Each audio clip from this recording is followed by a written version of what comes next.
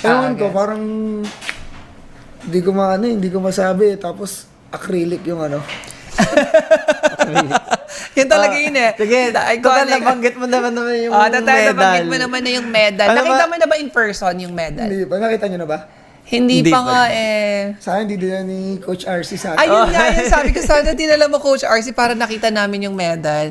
Pero totoo naman talaga. And feeling ko na magagawa na ng solusyon ng CEO ng Liquid yun. Pero ano masabi mo doon? Sa Sa medal. acrylic, tsaka sa ring. Baka kaya kayo nagpalaglag Oo, baka nakalaman yung acrylic. Hindi naman. Pero kumbaga, kung ako yung champion din, parang tama nga sinabi mo kasi napakinggan ko yung mga sinabi mo. Kasi yun lang yung mapupunta talaga sa atin. Di ba? Hindi mo naman matatago sa bahay yung trophy eh. Maganda pa yung medal pag may honor ako sa school. True.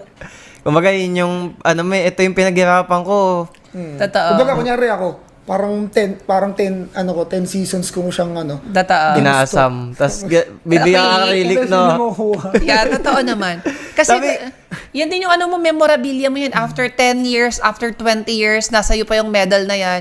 It's something na pwede mong i-brag. Like, pag binrag mo nga naman yung acrylic, Sabi nga ni Oebe, anting-anting daw, di ba? Kaya nga eh. anting-anting. Loko-loko Pero talaga ang anting-anting naman, ano yan ah? Maangas yan. Maangas yan, powerful. Ang anting-anting powerful.